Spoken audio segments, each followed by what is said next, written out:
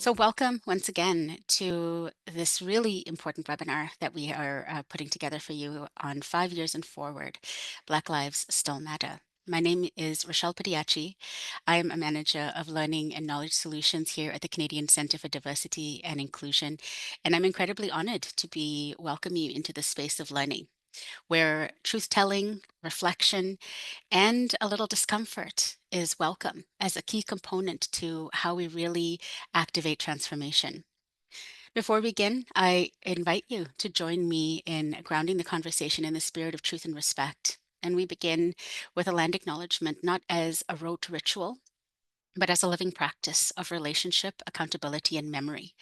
I'm joining you today as a settler living on the traditional lands of two treaties. These treaties have been signed with the Mississaugas of the Credit First Nation, as well as the First Nations of the Williams Treaties, who are the Mississaugas of Alderville, of Curve Lake, Hiawatha, Scugog Island, as well as the Chippewas of Beausoleil, Rama, and Georgina Island, who are actually my closest neighbor. In the spirit of today's gathering, marking 5 years since the murder of George Floyd, we remember that land and liberation are deeply connected. And as we reflect on anti Black racism and systemic violence, we must also reckon with the colonial foundations upon which many of our institutions are built. So, this acknowledgement is not a conclusion, it is an entry point into layered truths. It can be a call to action to honor the caretakers of this land and allow us to build more just futures and reflect on our collective responsibility. So, in May 2020, the world paused and then it absolutely ignited. The murder of George Floyd was not a new occurrence in a long trajectory of systemic violence and anti Black racism, but it was another tipping point. It was a catalyst. It was a moment where outrage, where grief, where numbness and disbelief all collided, and we bore witness to the blatant brutality of anti Black racism. It was undeniable, and for all of us, it was visceral. And for many of us, that pain led to action. It led to marching, it led to organizing, it led to donating, it led to educating, it led to questioning, and it led to listening. It led to a surge in the Black Lives Matter movement. It led to global conversations about systemic racism, justice, and equity. And it led to commitment and personal, institutional, societal that many swore that they would uphold. Today, we come together and we pause again, not because the work is done and not because the moment has passed, but because pausing with intention is a radical act of progress. So we are here today to reflect, to reckon, to reimagine. This space is anchored, and today's session is anchored in four guiding principles.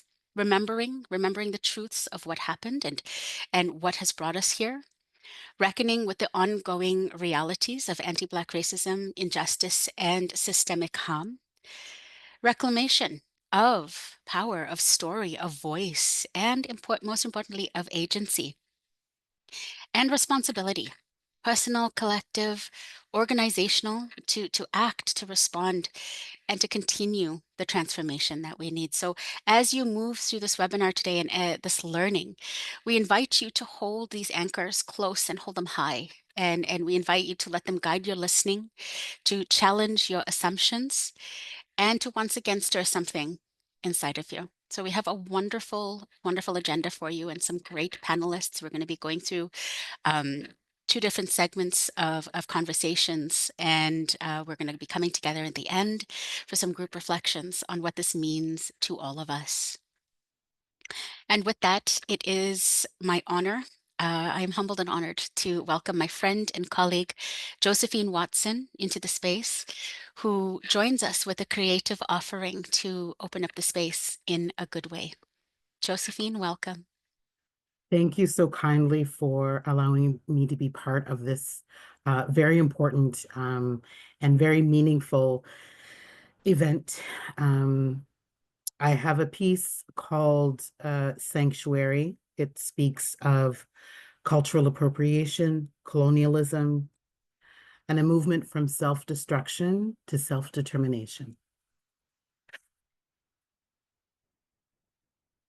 Music is a sanctuary, a library of knowledge and new concepts, but what to do with the old? The stories we've been told, the bold-faced lies. Though she tried not to, little girl Black and Blue had the sense that her life was of no particular value. Still, a voice within her said, think of the ones who came before you. Listen to the rhythms and the secrets inside you. No one should feed from the people they've lied to. She watched them gingerly dance to the devil's drum and realized she too had become a kneeler.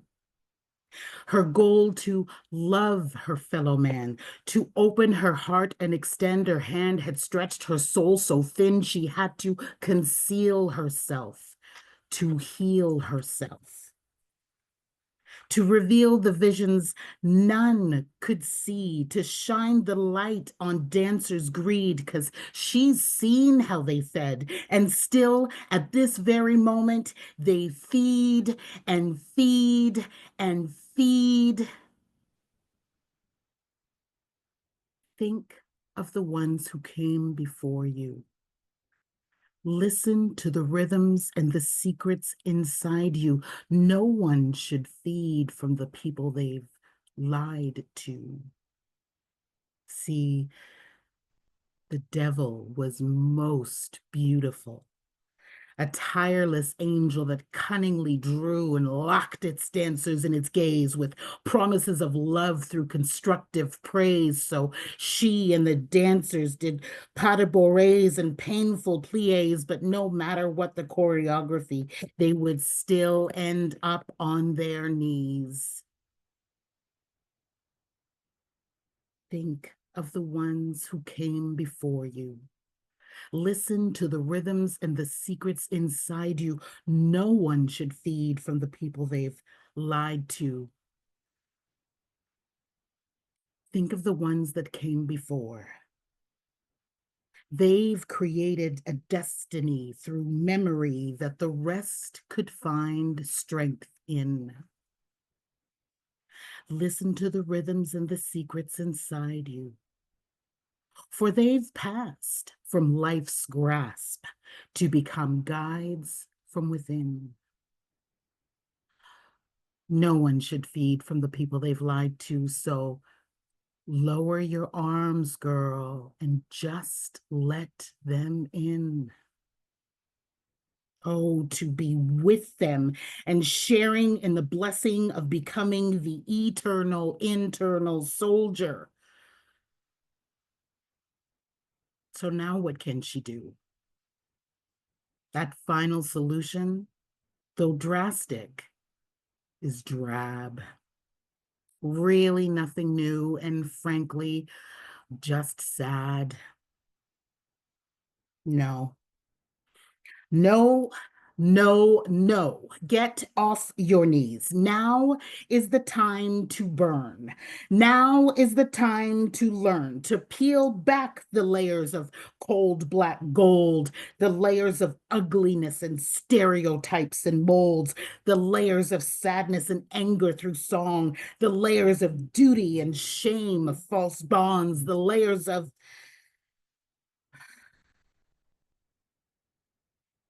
till the devil and his dancers become nothing but gone. Time to move on.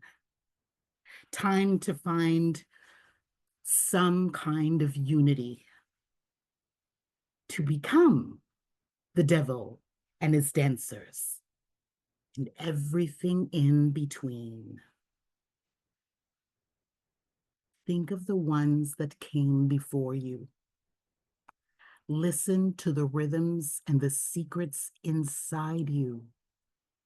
No one can feed from the people they've lied to. It's time to slip into music and rest, for it is a sanctuary and a library of new concepts. Thank you. Josephine, thank you so much. You honor You're us welcome. in so many ways with your words and your offering. Thank you for keeping us connected and grounded in this way. We appreciate you more than you will ever know. Thank you. So I'd like to ground us with some content and some intention setting based on that content. And what we're going to be doing now is we're going to be launching one of maybe four polls throughout this session. And the first question that we are going to be asking is, what did the murder of George Floyd represent to you? You know, in your personal or professional life. And you can choose the answer that, you align with most. And we'll give you a couple of seconds to do that and we'll launch some results. Perfect. Thank you so much, everyone. Great. We start with reflection because we need to ground ourselves on how we feel, and the space allows for that. You know, when this happened, a lot of us didn't necessarily have the time to sit with not only our discomfort, but how we really felt. It was an immediate jump to action and awareness. So 5 years later, we wanted to start with this reflective piece and grounding each other because it is an incredibly important part of how we are thinking about moving forward and how we're going to receive some of the gems that are going to be offered in the conversations that follow. So we're going to end the poll. Perfect. And we'll share the results so that you can see.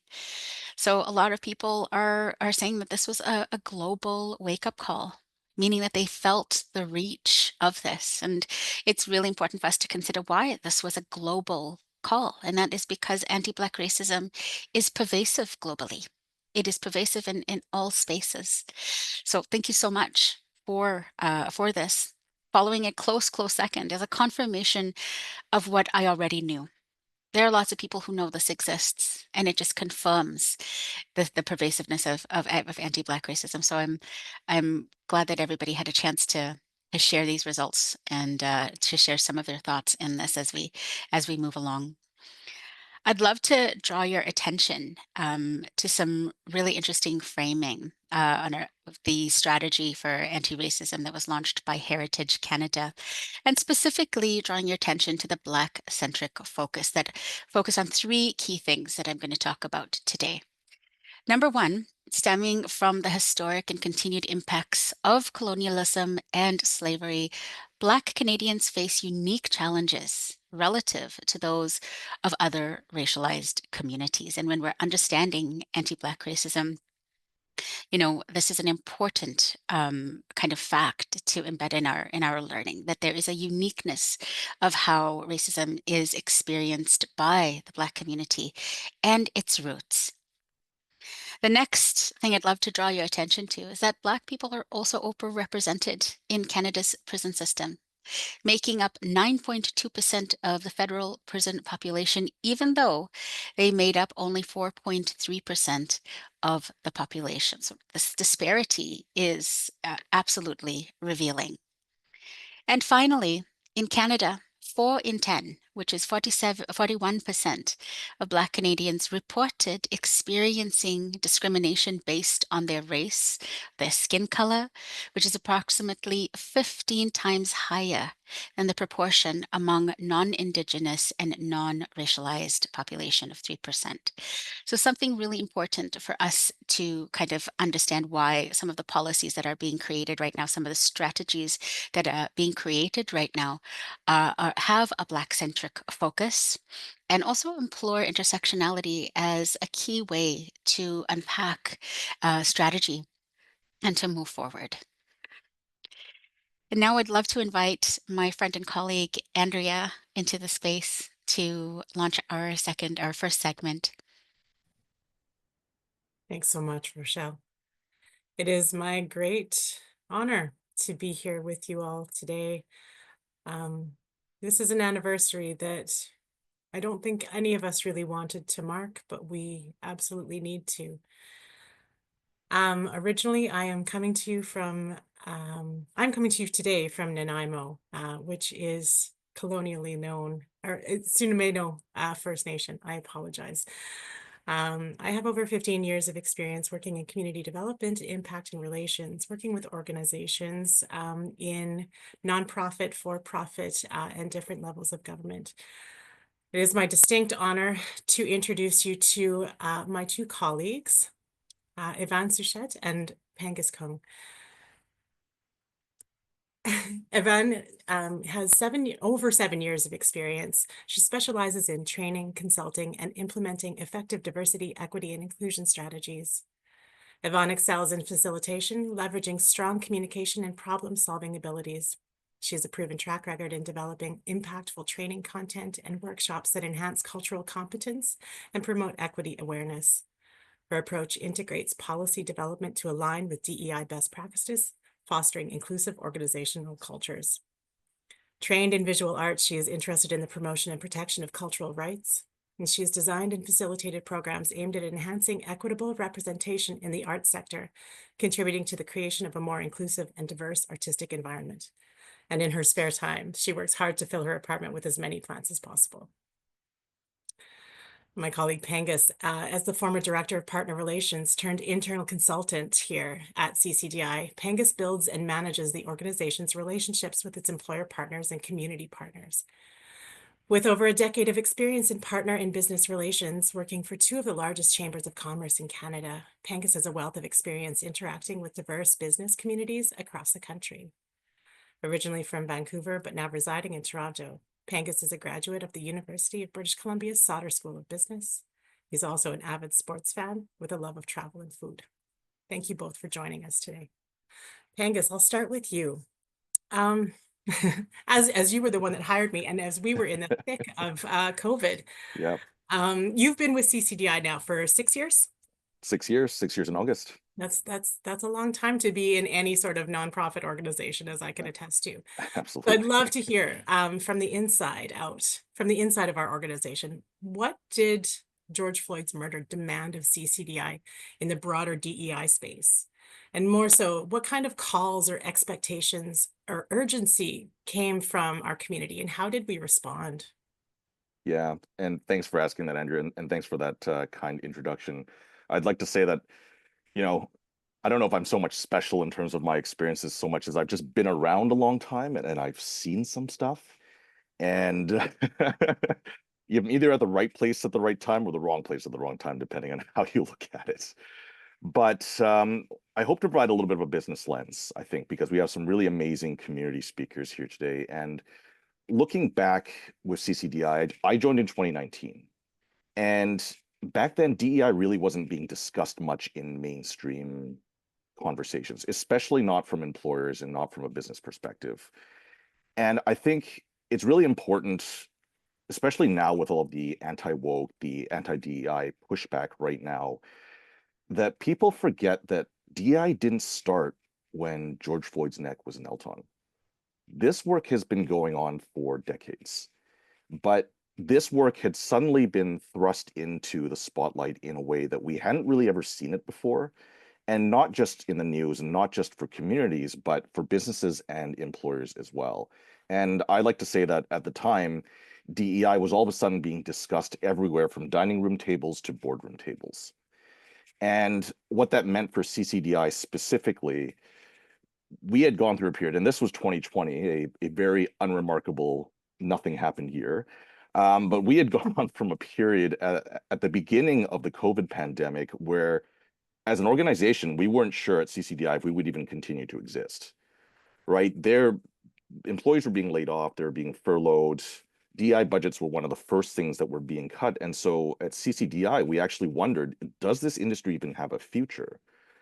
And we went immediately from that to a period where you couldn't imagine a world without an organization like CCDI existing. I don't even know how to explain it properly, but an uprising of urgency, demand, of need, just an avalanche of requests and need for support from a lot of organizations on DEI, we didn't know if we could survive that. And we didn't know if we could survive that and stay true to our values. And when I talk about that, I mean doing DEI right, not just doing it fast, because there was a lot of pressure at that time, really, to just get everything, as you know, to get everything quickly. Everyone wanted, to start paying attention to DEI all of a sudden when it had been around for a while. And as any of us who are doing this work knows, it's not a short-term game. It's a long-term game. It requires long-term focus. So that was a challenge. And we were dealing with a lot of businesses who knew they needed something, but they didn't know exactly what they needed. And I can remember at that time taking, for weeks at a time, like 7 to 8 calls a day, right? From different companies who were just looking for support. Like they just needed help. They needed education, they needed training, consulting, and we were struggling to keep up. We were at times booking services 6 or 9 months out in advance, sometimes even a year, which is really kind of wild to think about. But it was a challenge and we struggled. We tried to do the right thing, but there was a lot of pressure to do it fast and now. And that was kind of the context 5 years ago when all of this happened. It's so challenging even to think about the changes that we have made, not only as an organization, but as a nation. I don't know that I could have ever predicted where we are today in the grandest scheme of things. Yvonne, I'll invite you to unmute and come on screen. I would love to ask you, so from your position because you're a newer colleague to CCDI than Pangus or I, from your position outside of the organization at the time, what did you observe about how institutions were or maybe weren't showing up for Black communities? And what did that ultimately reveal about the work that still needed to be done? That's a great question. Thank you again for having me for this conversation and for this question. So I'm speaking you from Georgia, also known as Montreal. And I was working in Montreal at this time. I was a consultant, but I was also working in an organization that was doing DEI work. So as Pangus said, he said it beautifully that we didn't start this work in 2020. So a thing I noticed during this period and was sorely lacking is you said it, Rochelle, I think in the beginning, that was the time. In some organizations, the only Black people present find themselves like responsible for educating their colleagues and sometimes even the entire organization all of a sudden. So once again, people were dehumanized without even being given time to process their emotion, their grief, their anger. And once again, Black people had to ensure at the same time that this event was not forgotten. So that history was not rewritten. So we had to protest. I said we, but yeah, try to protest, take the street without any time to process, to grieve, ironically. And my heart goes out to George Floyd family at this time because from this double burden must have been unbearable for them.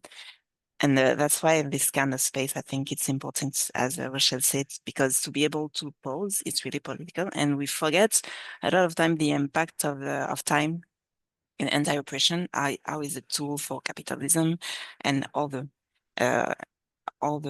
oppression systems. So that was really a time where, as a consultant, many organizations approached me because they felt it was the time to speak up, and sometimes only because they were afraid of being blamed for it later. Yeah. So that kind of work, it shows, unfortunately, in action, it shows until today because this organization did not want to make this the time for the kind of change. And as you said, Pangus, that's not a sprint, that's a marathon. So that was hard because I'm also a Black woman. So doing this work in DEI and not being able to rest a little bit, that was, I think, the hardest, I think. But in the positive, if I must say, I think this event helped me people to realize that we are not that when we're talking about racism, we are not talking about the past. That was it shows in the polls too. But that was a wake-up call. So we are not like obsessed with slavery because it's just we live with its consequences every day. So I think that was a reminder again. Absolutely. You know, I think about it, and one of the analogies that really sort of played out in my brain, especially as, you know, as we're considering the US and the political state of things now, the great marketing tactic of, you know, sort of like the white picket fence and the open door policy, but there is bloodshed beneath that welcome mat. It's challenging. We don't want to sweep things under the carpet. This is why we exist. This is why we're, you know, continuing to push this work forward. I'm curious, a question for both of you now. You know, what did that moment kind of set in motion for each of you in your own professional and personal journeys? And why do you think addressing anti-Black racism wasn't just a change? What was the deeper call that still guides you in the work that you both personally and as a collective for CCDI as we continue to do today? Let's start with Pangus. Yeah. I think Yvonne hit the nail on the head. Is one of the big realizations was realizing just how many people were unaware of how systemic the racism still was in 2020, let alone 2025, right? I mean, it was a bit shocking kind of having conversations with people who are like, oh no, everything's fine. We live in the 21st century, everything's okay. But unfortunately, cases like George Floyd's murder were not unique. They're not new, they're not uncommon. And for me, it was a realization just talking to so many different people, how many of them were unaware of the scope of this type of racism and discrimination in today's day and age.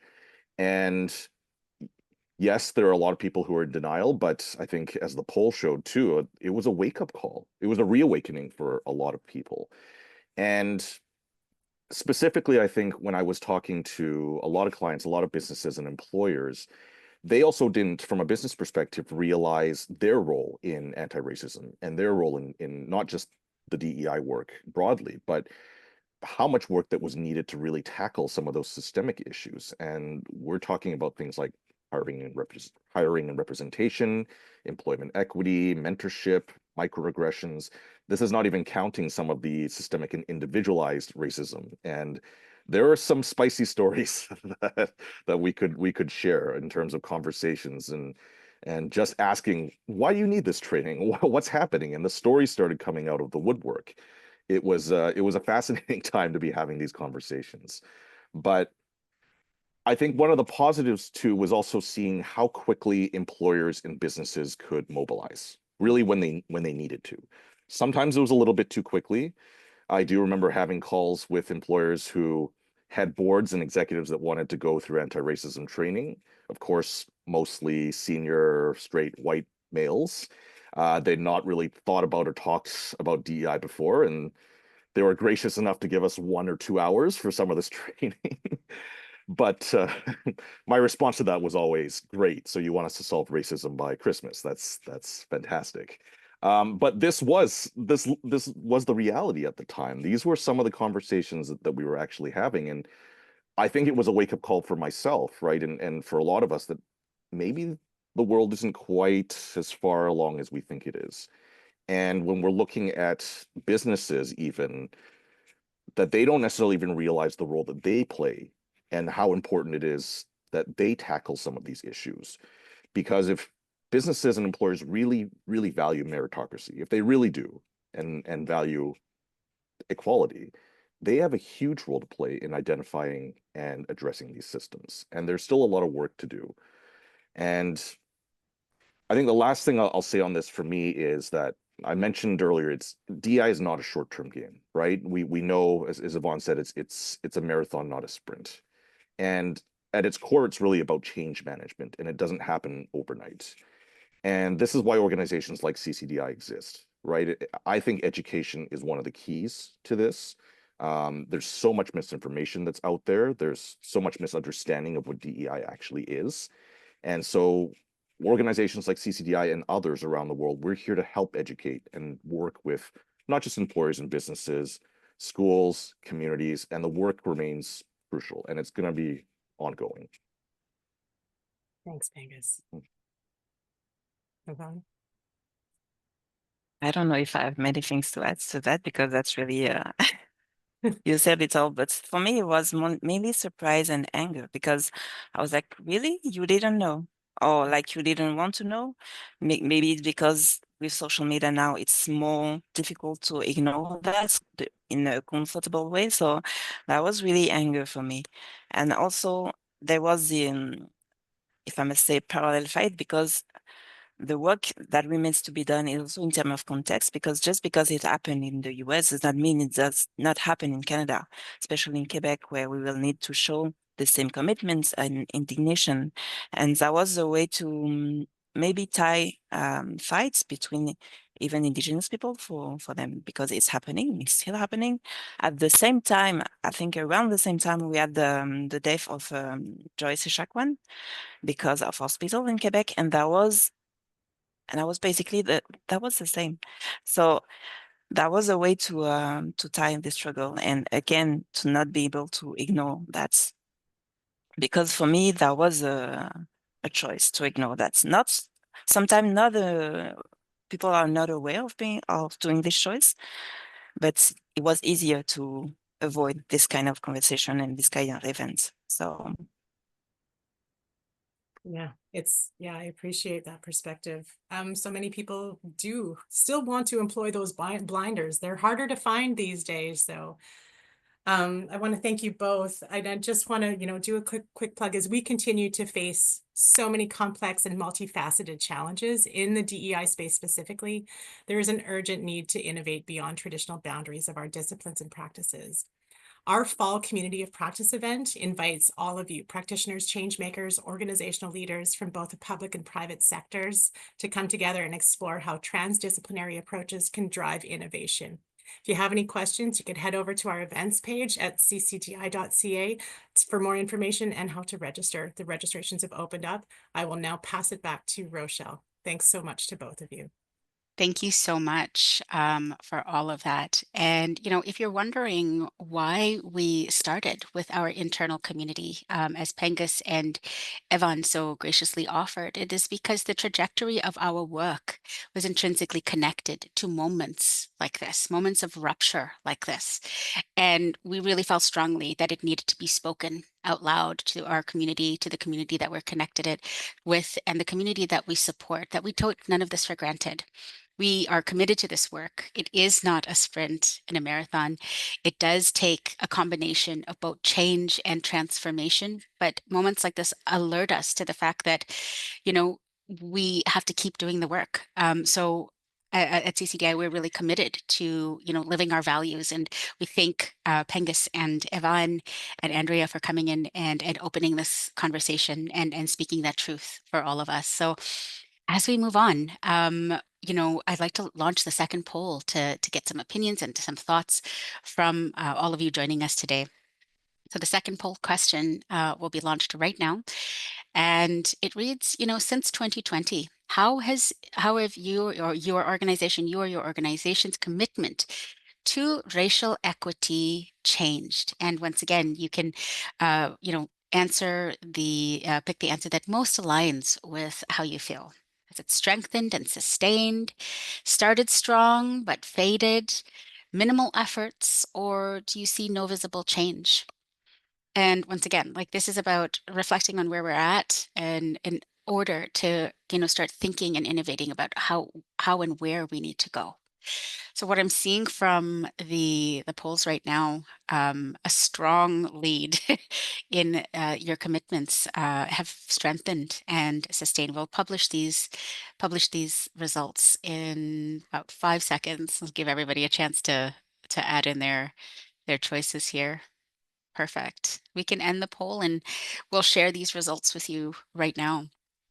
So as you can see, a lot of you in the room today are expressing that the commitments have strengthened and they have sustained.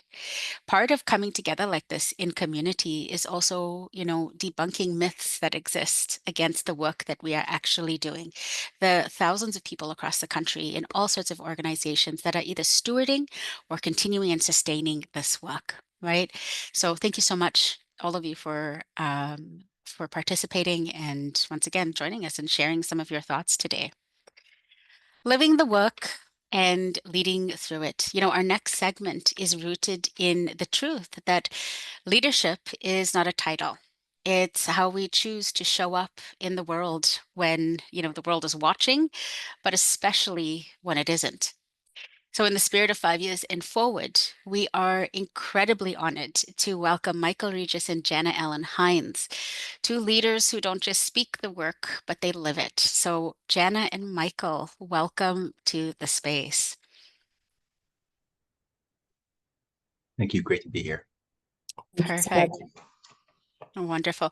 I will invite you both to come and introduce yourself in a way that feels good. And we'll start with Michael. Okay. Hey everybody. It's nice to be here. So I'm a black man, biracial, half white, half black. And I was raised without black educators. My family moved to a small town north of Toronto when I was a child. And almost immediately, my twin brother and I were failed at I called it failed back then, grade one, and put into special education class where we remained until grade 9. So from a young age, I didn't really have anybody there to help me conceptualize that what I was experiencing was systemic racism. I internalized it as it was me. So I approach this work from both a personal and institutional perspective. It's my job as well, which I'm paid to do this work. I work for a school board at the Catholic School Board here in Windsor, and but it wasn't until I was 29 that I actually tried in school. I wanted to better my career, and that was my intention. So my life has just been focused on healing truth and healing from my generations that came before me, the privileges that they didn't have. So, and thank you. Thank you so much for that. I appreciate you being here, and thank you so much for being part of this conversation. And we'd like to welcome Jana Ellen Hines into the space. Hello, Jana. Hello, everyone. It's a pleasure to be here. My name is Jana Hines. I use she, her pronouns, and I am based out of Halifax, Nova Scotia. Some important things to know about me is that I am new to Canada. I don't know, as we go on, I'm sure my Southern accent will start to come out, but I'm originally from Louisiana, grew up in Arkansas, and my husband and I made the choice to leave everything we knew in the South in the United States to find a better life here in Nova Scotia about 3 years ago. And so I'll talk about that when we move into some of the questions. But just for me, this work of diversity, equity, and inclusion is one facet of my larger calling in life, which is always to speak up in situations where people are being denied dignity. I'm a person of faith, and that's been made clear to me a while ago that situations of racial injustice, whatever type of injustice, that's the lane where I'm meant to be. In terms of work and livelihood, that manifests in the work that we call diversity, equity, inclusion. I think it's a really important distinction, which we'll talk about as well. As Pengus was mentioning how businesses showed up, there's a part of my life that is my work with corporate organizations. Prior to moving to Canada, I had my own consulting practice in DEI. I'm currently working at Amera Inc., serving as their manager of diversity, equity, inclusion. And so I have my livelihood, but then I also still have the facets of my calling of achieving racial justice. And that takes the forms of, being at marches, making phone calls. It's also really an opportunity to make change in systems. So I also work with folks like the Nova Scotia Barrister Society has a really huge project on taking on systemic racism in the legal profession. So I'm really privileged to have that aspect of my calling, working with them on implementing some recommendations around that. So I delineate those two things because all of it is leading through work and life. But I think it's important, especially for those of us in the work of DEI, to know what our outlets are. And so, yeah, that's a little bit about me. And I'm sure I'll share more as we keep talking. Thank you so much. Thank you, both of you. We're really honored to have you here, and your unique perspectives, your lived and living experiences are incredibly valued in this space and in this conversation today. So I'll start out with, our first question. Looking back at 2020, How did the murder of George Floyd and, the global uprising against anti-Black racism personally affect you? And from your vantage point of where you stood at the time, and considering how did that moment maybe shift your understanding of justice, of responsibility, and how you show up in your work today? I'll let you go for it, Michael. Okay, for me. Yeah, so I've been in this work for about 10 years. So like the previous speaker was talking, I saw it before. And so when it happened in 2020, it was what I already knew. So I didn't watch the video because I've seen so much already. It was pretty traumatic. Yeah. But what I did see, which I didn't see, in the 90s, for example, with the Rodney King beating, is all different types of folks on the streets outraged. And so that was a shift, you seeing that solidarity, which gave me hope, in terms of I didn't expect to see that and how things have shifted over time. It was also very difficult working in this space, and suddenly people are taking it seriously when it wasn't taken seriously before. So it was always a question how and the whole, if anything, it was harder during that time because many of the organizations weren't really serious, and the ones that were. So but it was still inspiring to see that change and just see all the people showing up in that way after experiencing just Black people going on the streets for protests for many years. So it was encouraging. That's all I have to say. And yeah, I have a different perspective, not to bring the vibe down. And Michael actually sent me a really nice note saying Truth tell. Michael sent me a really nice note talking about how he was excited to hear our contrasting perspectives based on being in the US. And so for context, as I mentioned before, I moved to Nova Scotia in 2022, and officially moved in 2023, but came to check it out in 2022. So this time for me, just in terms of backstory, that 2020 was really a boiling point. Not even a tipping point. There were so many summers that were just, as a Black American person in the South at the time, I was living in Austin, Texas, from the years 2016 to 2020. There was so much that was brewing and stirring. And so, we speak the name of George Floyd and the attention that it gathered, but I remember my George Floyd moment was when I was a senior in high school, and it was Trayvon Martin. That was 2012, right? Because he's a year younger than me. He was born the same month as me. And I remember that moment. I remember the first person who said the words, "I can't breathe," was Eric Garner, and he was choked on a New York City street. I remember, and so all of these things, like all of these kind of what we saw in the poll, right, where there were 36% of folks who said it was a wake-up call, 15% who said it was a call to action. All of that happened for me in 2012, where I was coming of age and really aware of, wow, I know that this is still happening, but I'm really upset, and I want to take action in some form or some way. And I share that because all of these things were boiling for what felt like every summer up until 2020. For the 2010 to 2020, there was a mass shooting at Mother Emanuel Church, 9 people killed in their Bible study. That was 2015, 2016. I mean, and those are just the things I can call off the top of my head, right? So when we get to this point, it's really a boiling point. I've already cried all of the tears. I've already shared all of their names as hashtags, Sandra Bland, all these different people. And so at this point, come 2020, when this moment happens, I'm in a different season of life as well. I'm working for a healthcare system during a pandemic. So working in diversity, equity, inclusion in the midst of 1960s level racial upheaval, right? So I was at the intersection of a historic moment in a lot of ways. And I remember at that same time, while this was all going on, I was in a different season of life because I had just gotten engaged to my now husband. And I got engaged to him the day before I found out about, that's actually the hours before we found out about the murder of George Floyd. So on this one hand, I had this experience of just being a person who was in love, a woman who was in love. And then very quickly, and that's the experience for a lot of Black Americans. When we talk about anti-Black racism, And the reason I moved to Canada, I did not move here expecting an anti-racist utopia. I have never claimed that. and I don't think any Black person who leaves the United States for a better quality of life ever would claim such a thing, because we know it doesn't exist.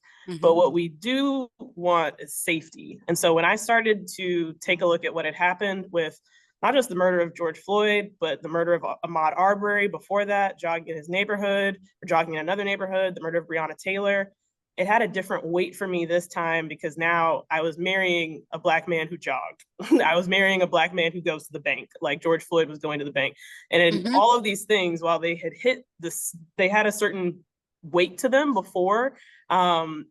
This moment was really different for me, because it happened on simultaneously one of the best days of my life, where I was reminded yet again, that's right, I'm a Black person in America.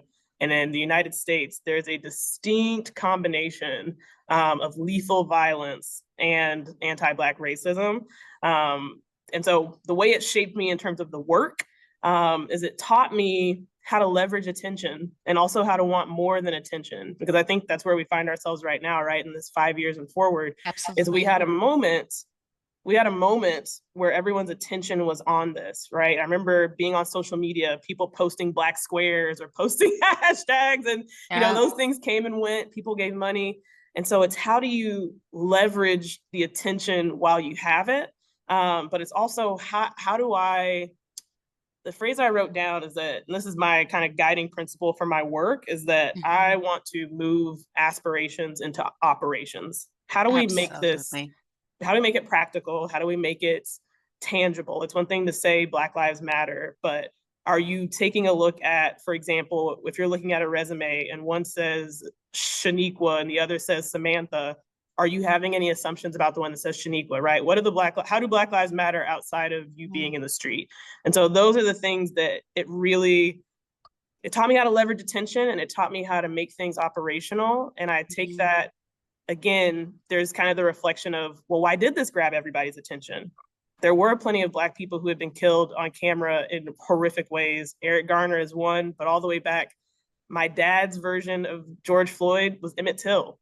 Emmett Till was killed in Money, Mississippi, and his mother, Mamie Till, famously said that she wanted the casket left open so the whole world could see what they did to her baby.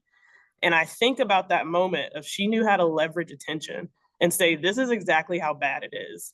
And I'm not going to stop at, you know, this casket of my son being left open. Like, she continued to make so many changes. But that's the biggest lesson I've taken into my work, is that, one, attention can atrophy very quickly. So how do I operationalize whatever aspirations have come up in this moment? So a long answer, but No, that's phenomenal. Thank you. everything. Yeah. Thank you for that. It's really important for us to kind of think about, I love that operational piece, right? I think a lot of the times when all of us are engaged in this work and we're trying to find a way to connect to brutality and atrocity, the assumption is that grand gestures are the only way that we make change. But we know this, people living in a system, people who are affected by unconscious bias, microaggressions, and anti-Black racism, anti-racism in systems. It's those small everyday choices that you make that impact human experience in organizations. And I think that you're speaking to us. So thank you so much. Just building on that a little bit, Jana, I'd love to hear from you. You know, how did your experience with anti-Black racism in the US really kind of shape your maybe expectations of Canadian systems? And is there one or two things that really surprised you about anti-Blackness and how it shows up here in Canada? Yeah, I think my expectations, mine and my husband's expectations, were the bare minimum, right? And so that's why I always let people know that, again, we did not move expecting, you know, again, an anti-racist utopia that was like passing out reparations at the airport. That's not what we left for. And so for us, the bar was very low. We're just here so that we feel safe. We don't want to be shot. I would like to live through childbirth. Like, it's a very low bar that I have for leaving the United States, but it also speaks to how vastly different our situations are. And I tell that to my friends all the time. There is no geographical barrier between our two countries, but there is a definite cultural difference. And I think that's something that needs to be celebrated a little bit more. If I could be so Yeah. bold with someone new here, like I appreciate how cognizant the Canadian culture is of like all the of the things that need to be done better. And of course, y'all will continue to be that way. But at the same time, I've seen how rough it can be in terms of being a modern country that is not working on itself. Yeah. And so for me, I give all that context to say, when we came to Nova Scotia and really the point of us coming to Nova Scotia, we learned about the Black Loyalists. We learned that we had ancestors who did the exact same thing that we were doing. They hopped on a ship and were told, if you fight for the British, you can have your freedom. That promise was surprisingly granted, and they didn't have the best land or conditions, but they came to Nova Scotia in search of a better life and not being enslaved. And so that, when we first started learning about Nova Scotia, that stood out to us. What has stood out to me since then is that legacy is very, very present still. I can't tell you how many times I've been in a public forum and I've heard a land acknowledgement in Nova Scotia that honors the Mi'kmaq community, that we acknowledge that we are here in Mi'kma'ki. And in the same sentence afterwards, we'll say, we acknowledge that African Nova Scotians are a distinct people with 400 years of history who've been here. That is not the norm in terms of even just practice in DEI spaces in the United States. And so there's a willingness to acknowledge history here that is so different than my home country. So even before all of these events, before the murder of George Floyd, Black history was being stripped away in Florida and in Texas, where my husband and I were living at the time. In 2018, 2019, before any of this, Black history was being stripped away from public schools, centers being defunded. And so I say all that to say, again, my experience of anti-Black racism in Canada is always going to be a little bit different. I think the thing that, and I don't say that to diminish what people experience, but I just have to acknowledge that my frame of reference is a lot more violent, to be frank. My frame of reference is, all of those names I listed, but that doesn't make one, I'm not trying to play oppression Olympics, but for me, I think that's just where my frame of reference is so different. And so I'll be very curious to hear from Michael what his experience has been. But I think seeing things in Nova Scotia like designated positions, that you must be African Nova Scotian or Black to apply. And that I'm like, in the United States, people think that that's what equity work means in the US. Yep. It has never meant that. Texas would freeze over again before that happened, before you saw a designated job position as an attempt at employment equity. Yeah. Wow. So the first time we saw that, and knowing again that there are holes in every system, there's room for growth, room for improvement. So for me, I don't necessarily feel surprised. I know that it's there. I know that there are people with prejudiced attitudes in Canada. I know that there are people who also disagree with there being designated position. All of that is very, I know that. I think I've been more surprised with the equity measures that happen provincially and federally. Thank you so much. Thank you so much, Jana. We're going to invite Yvonne Souchette to join us in this conversation. Yeah, thank you again for that perspective, because that's really interesting to hear about something coming from the US to Canada. Because as you said, even that we're really close geographically, they still have things that's I think different because of the history, because of the education. So as I like to say, racism does not belong to one places. It's just evolved differently because of history, and it presents wherever we are the colonial past, actually. If I could, yes, sorry, keep going. Of course. I thought, no. Are you okay?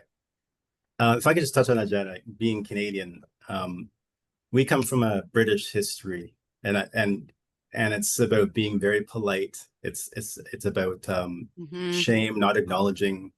In my experience growing up, nobody's racist until the N-word comes out. So, and it's like, and that's usually when you're pushed. We had I remember when I was younger, we had a Heritage Minute, which a commercial. I'm not sure if you've seen that, but it's promoting Canada as a savior to an underground railroad descendants. I live in Windsor, where there's prominent Underground Railroad descendant community here, very, very strong. And we don't know our history. Like a lot of locals here, very inspiring locals, are just starting to get the audience and get the to express, and it's just really inspiring. But the stories that I hear, you know, even coming here, and the things that I've experienced, we always look to the United States growing up, or through our media, as the negative ones, because the media we got from the United States was always depicting horrible things happening to Black people, which was annoying because I hated that narrative all the time of being our narrative of being a slave or whatnot. And so we developed this attitude that everything in the States is great and is horrible, and we're great. And if you talk to many Black people in this country, especially Underground Railroad descendants, it's quite different. It wasn't the promised land just coming here and everything was good. It was like, you know, here we had separate schools for Blacks and for whites, and you can really see the harm that is done. So I won't go into greater detail, but yeah, that's the experience of many Canadians. It's that pretend everything is good and be polite. And when I worked in a factory before I started the professional work, it was almost refreshing because at least you saw the prejudice and racism there, and and then you come outside and you don't see it. It's just a smile, and you're like, come on, be authentic with me. I want to see what you feel, you know. And that's so yeah, different contrasts. And I was really excited. I'm really excited to hear what you mentioned, Jen. That's why I messaged you yesterday, because I wanted to hear your depiction coming from the United States and how you view us Canadians, or you're now Canadian. And I jump on that because I have a question for you, Michael. You work with a lot of different agencies and currently work within the education space and with Black youth. From your vantage points, what do young Black youth in Canada need most from institution right now, and what are they teaching us about how to lead differently? Well, I'm very fortunate. I work on a senior team here, so I don't work on the ground floor with youth, but I do work with youth sometimes, and Black youth. We have Black coaches here that work on the ground and do phenomenal work and helping kids with mentorship and graduation. And so I think Black kids need the truth. You know, they need educators that understand our history, the good and the bad, and don't sugarcoat it. You know, kids don't play well to secrets. As we all know, we were all kids once. Yes. And they want education that represents them. Like, I moved to Windsor. I had no idea of the Underground Railroad descendant history here. Like, why is that? You know, and most people I know back in the GTA don't know. So there's a deep history, Black history in Canada that kids need to know. And also Black mentorship and representation that names systemic racism and help kids not internalize it. You know, when I was a kid, I internalized it. So it wasn't until I was almost 30 that I started working on that. And I thought it was always about me. Kids need to know that it's not about them, so they can navigate the system throughout the education system going into adulthood, so they can live in their power and be able to differentiate the difference and don't live in their bodies, but understand the concepts and be confident. So Black mentorship, Black teachers, and just to help kids understand and relate to their experience. And that's what Black kids are looking for. You know, it's like that's gold. That's, you know, so yeah, so those are just some of the thoughts that I have.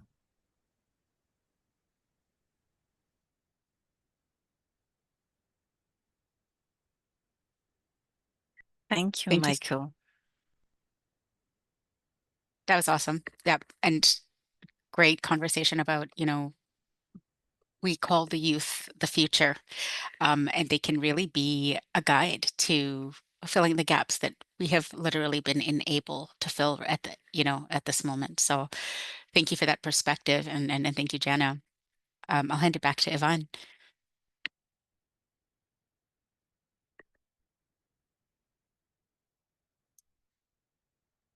Let's talk more about the recent maybe attack, the DEI being under attack or losing momentum. I have a question for you both. There's been a lot of talks lately about the DEIA being the attack, but many the Black community would say that the urgency has never stopped. I think you mentioned that, Jenna, so that was really interesting. Though, how do you stay grounded in the work when institution shift or retreats, but the injustice remain fully intact because it's always too slow for the people denied? So I would like to hear on that. Yeah, happy to take this one. I think how I stay grounded in the midst of the attacks and everything is really being grounded, being clear about what it is that I want, right? So it's one thing to be caught up in kind of the culture war pieces of it, which again, that is the the culture war pieces are a lot louder in the United States right now. Like it's a lot louder. Definitely there are those conversations are happening here in Canada as well. But there's a different charge. There's a different level of vitriol. There's a different level of anger behind it, and a different level of power because of the microphone that's amplifying it is coming now from coming from levels of government. And so I say that to say it's a big there's a lot to try to feel discouraged about. At the same time, when I clarify what it is that I want through the work of DEI, I realize that those things are universally beneficial, right? And so it's not necessarily organizations are going to move however they move, and some of them will, do whatever they feel like they need to do.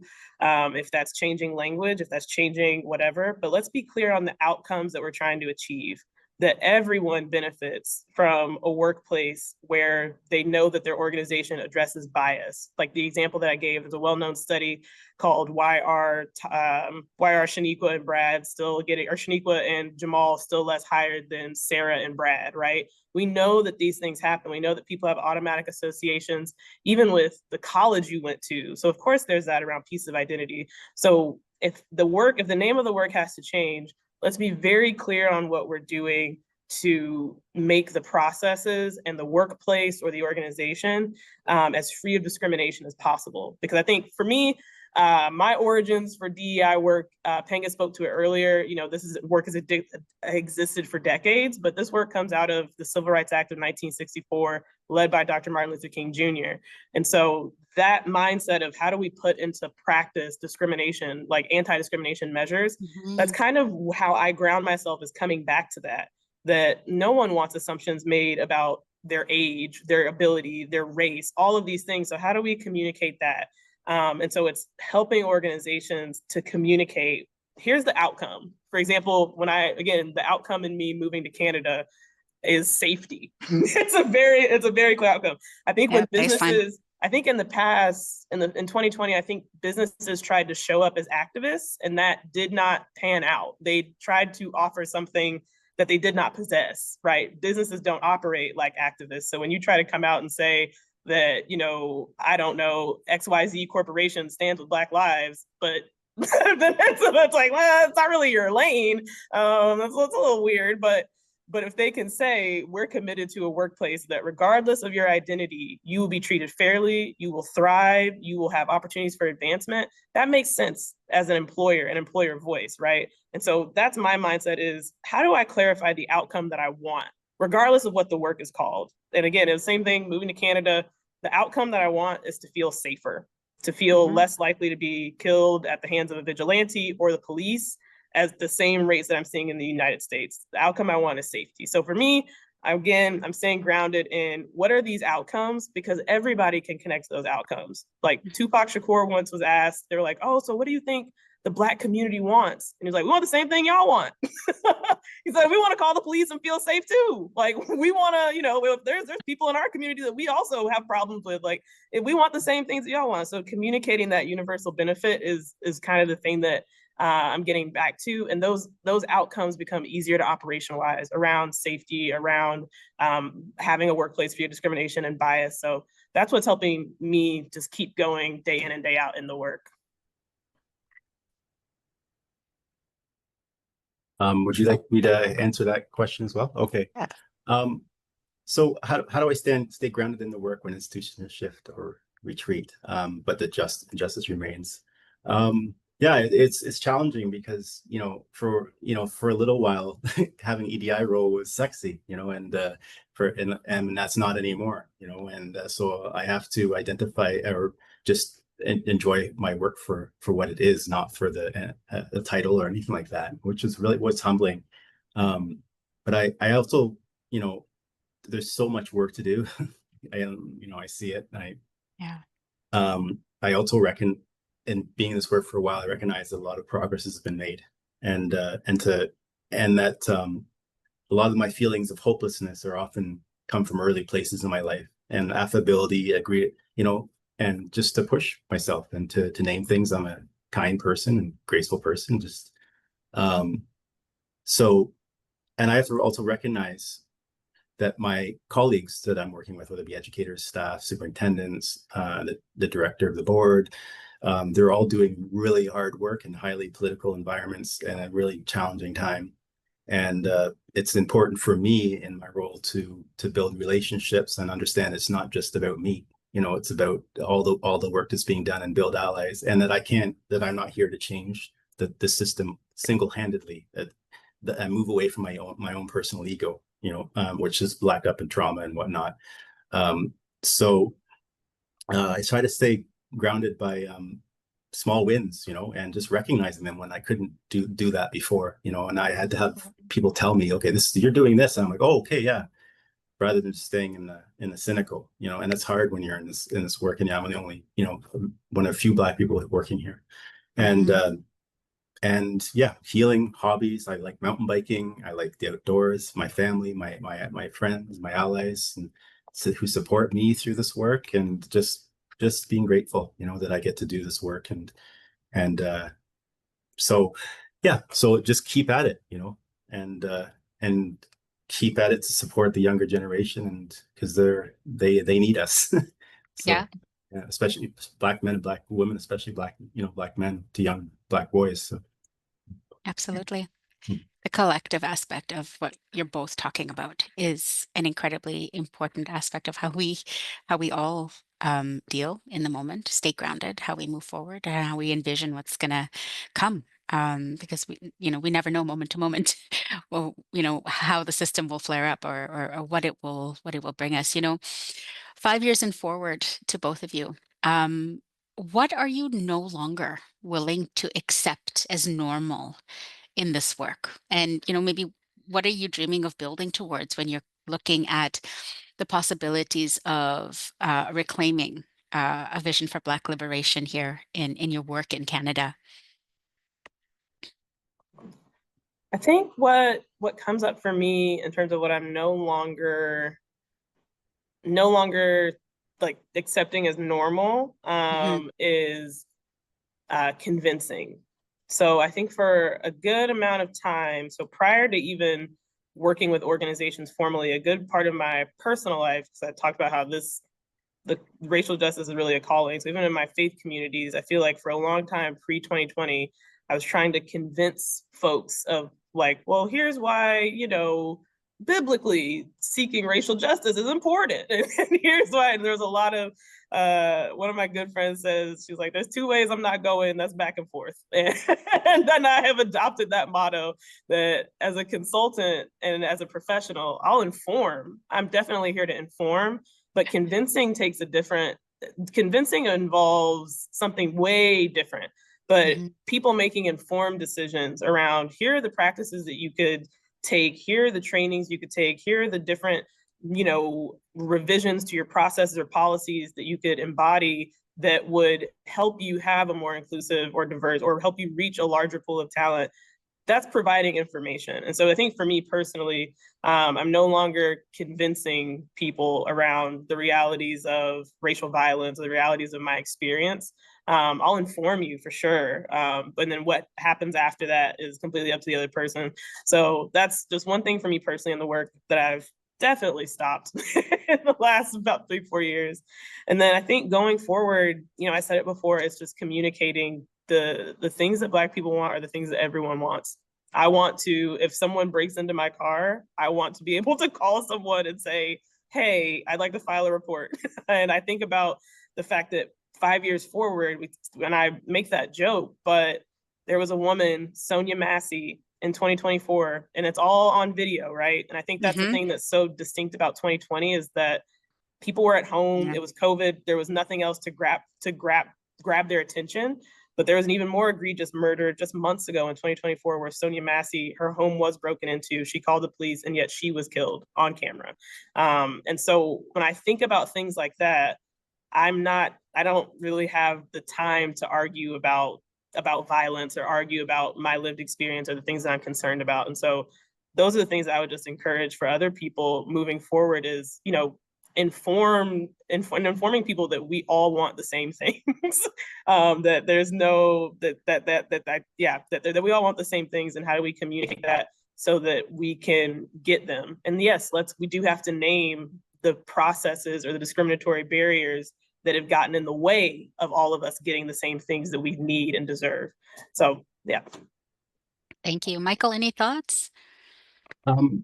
Yeah, Jana touched on that. I never thought about this question too much, which is probably something I should reflect on a little bit more.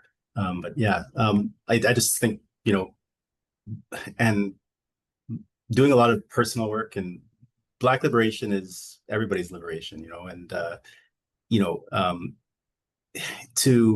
it doesn't matter what race you are, if you engage into understanding the history of why so many people are separate from one another, where your distrust feelings, it's really liberating. I've seen people of all races do really good work, white people, Black people, Asian folks, and I just think it's important that everybody puts time into this, because it's just so liberating. It doesn't matter who you are, and not just on a professional level, but especially outside of work, you know, where we have more of a purpose here, you know, in the society than living, I guess, for ourselves. So thanks. Thank you so much. And thank you so much for everything that you've offered us in that section and in that segment. It is, we've all got a lot to think about. We're going to launch one more poll for you right now, if you're watching. And the question for our poll is, where do you feel the greatest resistance to racial equity shows up in your context? And we'll wait a couple of seconds for some of the responses here while we pull some of our other guests into a conversation around our final question. Great. Perfect. And we'll publish these momentarily for you to reflect on.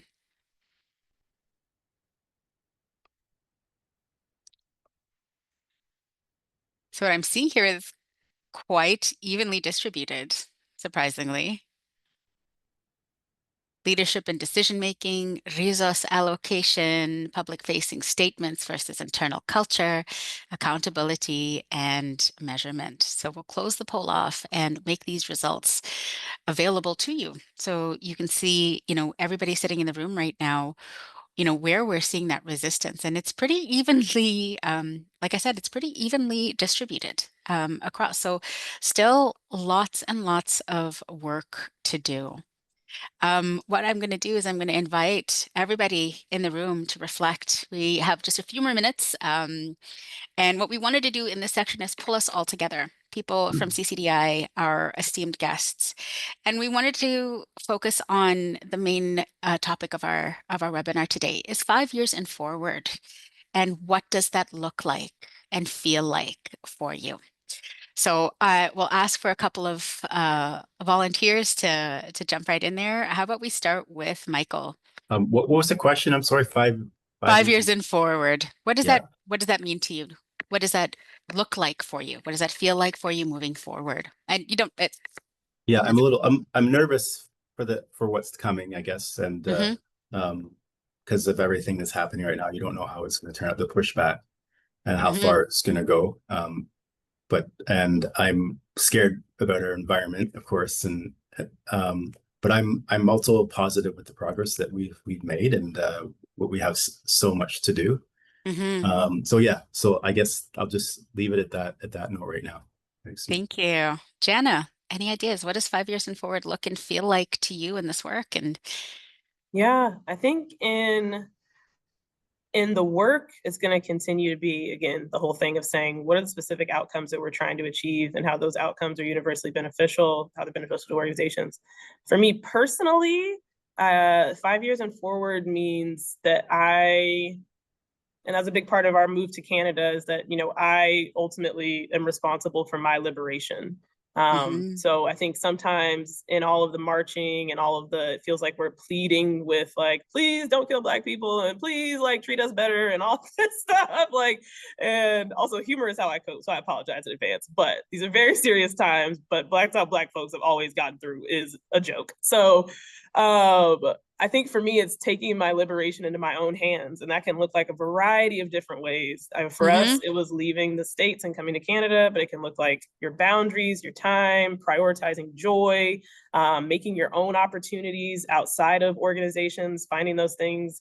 For example, like Josephine's amazing spoken word, that is, you know, unless she is the resident poet at CCDI, which she should be, that's not her full-time job, but that is a very powerful offering. So I think it's looking for those spaces of liberation outside of just organizations and the 9 to 5.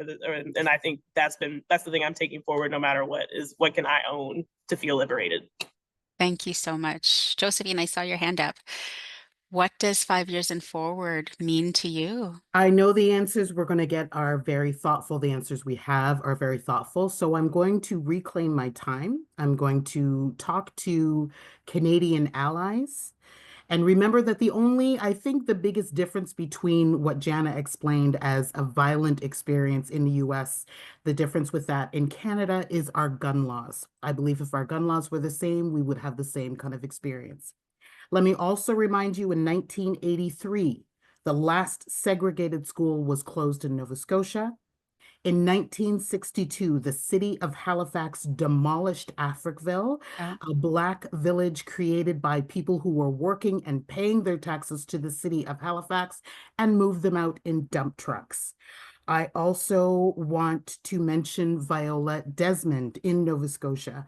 She was arrested for refusing to leave a white area of a movie theater and was not pardoned until after our death. So as Canadians, we must acknowledge our history. If you are going to choose to be an ally, let's take a look at Canada. Yes, the US is close, and we, of course, love our American peeps, our American brothers and sisters.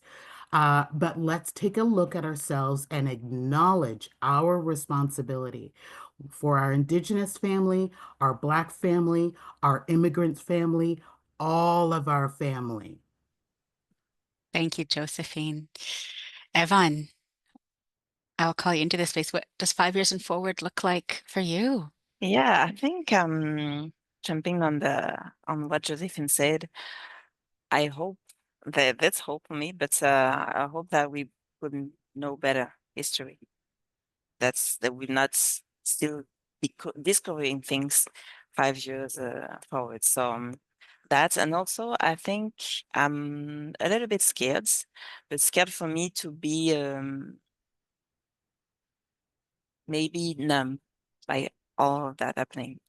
So I'm trying to keep my emotions, even if it's hard, because that is hard to working in that kind of work and being really impacted by that, because I'm a Black woman too. So yeah, for me that would be that.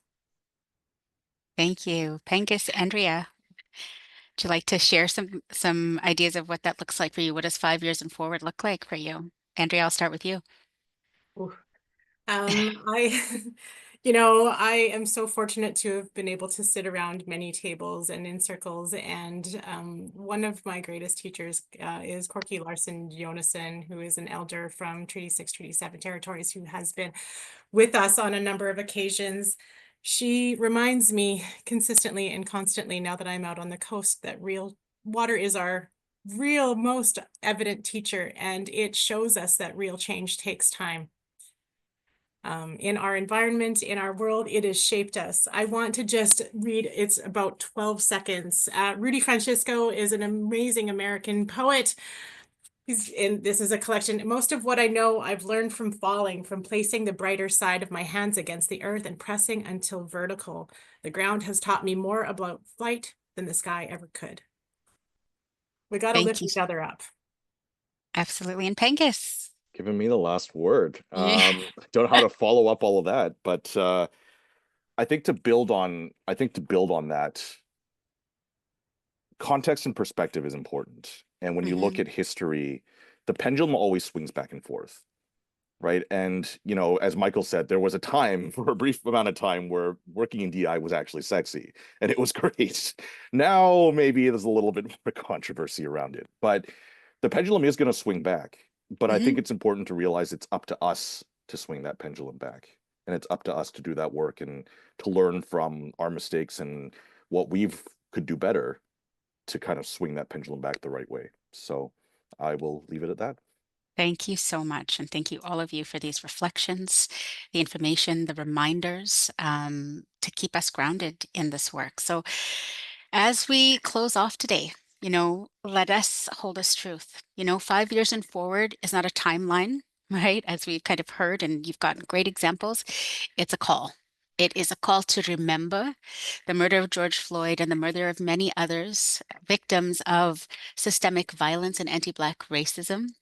Those moments were not just a moment of rupture, but they are really a mirror reflecting systems that were honestly, truly never built to protect us all equally. So, in today's climate where DEI is being questioned, it has been diluted, it has been dismissed, we have to be clear.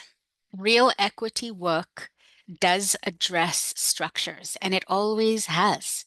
The misconception that DEIA falls short of structural change is not a failure of the actual work. It is a misunderstanding of the depth of the work. So, anti-Black racism, colonialism, systemic oppression, they are not interpersonal issues alone. They are embedded into the architecture of our institutions, and this is what we see at moments of this rupture, right? And still, through all of it, we're sitting here through grief, through resistance. We have built pathways forward, and we continue to do this work. So this moment asks for us, and it asks of you, leaving here today, what will you go and transform in yourself so that you can transform what's around you? And what will 5 years and forward look like for you? At CCDI, we believe in building a more inclusive Canada, not just through performative gestures, but through courageous actions that gets to the roots. So we believe inclusion is not just how we support others, but it's how we continue to stay human. And especially in times that are challenging, that are complex, and that are uncertain. And that, more than anything, it is how we continue to move forward. So we thank you very much. We're going to launch another poll for you to really think about what 5 years and forward looks like for you. We're going to be populating some of our recent publications for the organization called Holding the Thread, and both English and French. Feel free to continue the learning, continue exploring, continue the conversations. And once again, we thank all of our panelists and everybody who contributed and joined this conversation. This is how we keep the work going, convening and continuing to think and grow and, listen to one another. So we thank you. I'm looking at the poll right now as we are ending. We have about 2 more minutes, but I'm seeing that a lot of people are seeing this as daily action in accountability. So we'll give it another minute or so and we will publish these results for you. Using that 2 minutes to thank you too, Rochelle, for Oh, that conversation. And maybe we can really fast hear your perspective about what does that mean for you 5 years and forward. Oh, 5 years and forward means 5 years and forward for me means continuing to learn, because the more we learn, the more we bring each other into spaces of learning. I come from a tradition where learning means transformation. So in DEI work, particularly as all of you have exemplified in your journey, in my journey, this work is personal and it is professional. And I think that we only move forward through continued learning and looking at what Jana said, how to embed that into those small actions, those operational things every single day. But DEI work has a place in every system, in every, little corner of an organization. So 5 years and forward means remembering the power that we do have and the work that is being done, and never forgetting that there are thousands, if not millions, of people across this globe that continue this work in spite of what you may hear. Thank you, Yvonne, and thank you everybody for joining us. In Zulu, we say hamba kahle, which means go well, and sala kahle means stay well. Thank you so much for joining us.